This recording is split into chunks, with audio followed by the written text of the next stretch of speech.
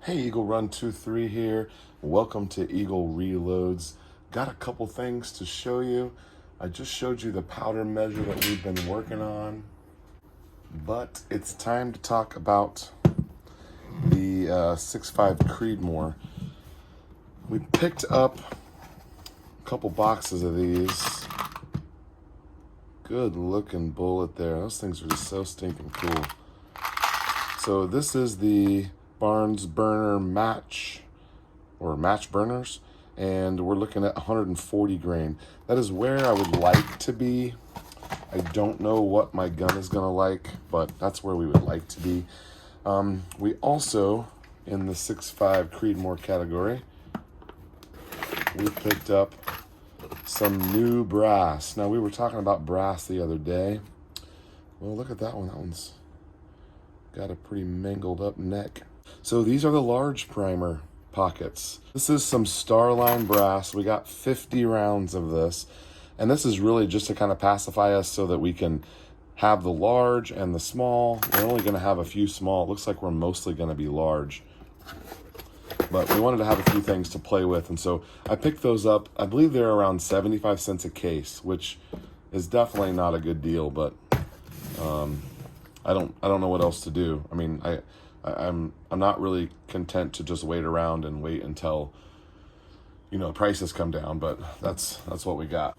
So you'll see in another video, we made it over to Shields, and it's like, I guess the only one in Texas. Never been there before. I hadn't even heard of it until a couple months ago, but we picked up this Accurate 2200.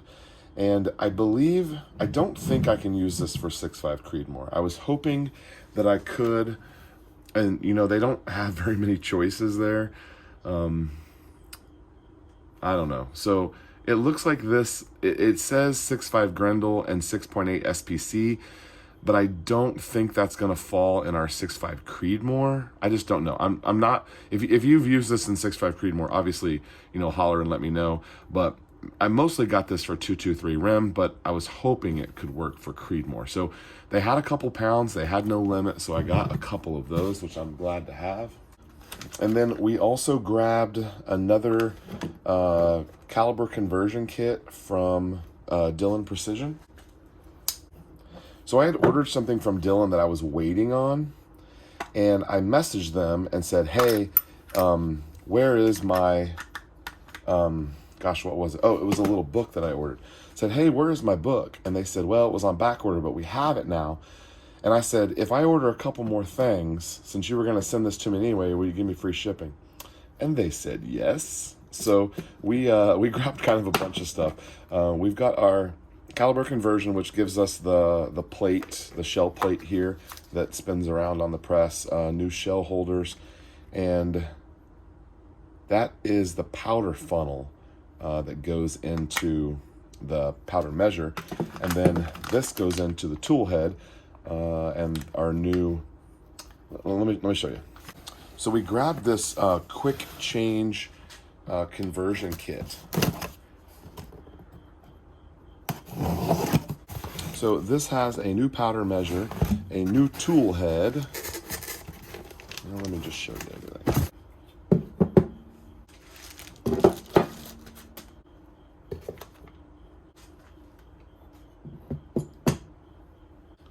So I debated pretty hard about how to do this, and I don't know that I did it the best way, because I think that I have an extra powder dye now, and I also think that they kind of reconfigured this for me. So I don't know. Maybe I did this incorrectly, but we've got ourselves a little stand, which will be handy just kind of here on the workbench when we're converting. But now that we have our nice shelf up in the cabinet, I probably won't need this too much, but man, it's a really nice piece, and it's not plastic. I've seen these in the back of people's videos, and they seem plastic, but they are not. That is the same powder coated metal as my press, which is pretty cool. And then we got a new tool head, and the tool head came with a quick change, but I think I shouldn't have ordered this. I don't really know. It looks like there's another one in there already. So I don't know that I need that. we'll have to see how much that was. And then I got it comes with another powder measure for small and large. Realistically, see, I thought about just piecing this together because really I just needed the body and the funnel. I'm sorry, I needed the measure and the actual part here, because I don't think I needed 2 of these, because my 9mm doesn't need the large one, but my 6.5 Creedmoor will need one. So if this is set up dedicated for 6.5 Creedmoor, I'm going to end up with some extra parts. So I thought about kind of piecemealing this together, and I couldn't tell that it was a better deal one way or another. And I might have made a mistake there, because obviously I ordered 2 of these powder dyes. I doubt that'll ever go bad. I probably don't need that. But anyway, with the caliber conversion and the quick change, all we need are dyes, and I have some dyes. So Dillon still does not have their Dillon dyes, and I don't think Dillon is making a 6.5 Creedmoor dye. So we picked up this 2 dye set from Redding in 6.5 Creedmoor, and we've got I think this is a full resizer, deprimer, and then a cedar.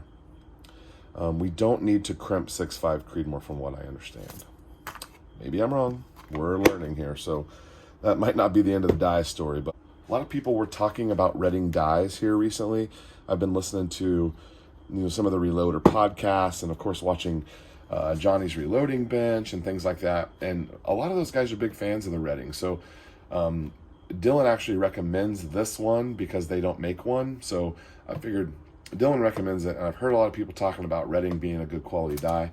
And so I think that'll be a good way to set this up as a dedicated measure, so I don't have to switch out, and I can quickly go from 9mm to 6.5 Creedmoor without really very many changes. Let me tell you the price. The dyes were $80, and the caliber conversion, this right here, is $65.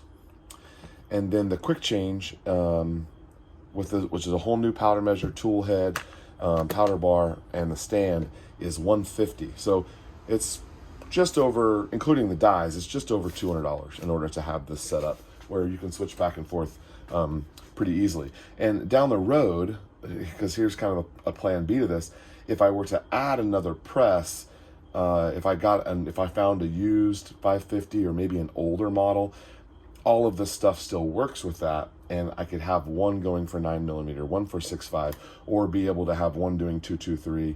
So it gives me a little bit more flexibility. So I didn't mind buying these, although it is expensive. I mean, I'm not shying away that $200 is nothing, but I think it's going to be good for us long term. So I'm excited about that. This was $19. Maybe I'll send that back. I don't know. We really have everything we need. I have some 6.5 Stay-Ball powder coming that will probably be the right powder for 6.5 Creedmoor. I mean, it's called 6.5. And there's I've seen a lot of videos where, and actually read a lot of articles and comments and stuff about the Stay-Ball being a pretty solid choice, especially at my 140 grain, which is where we want to shoot for 6.5 Creedmoor. So 6.5 Creedmoor coming. We need to run off some more 9mm. We have a range trip headed next week, and so lots of things going on here. Thanks for hanging out, guys, and Eagle Run 23. Thanks for watching Eagle Reloads. We'll see you on the next video.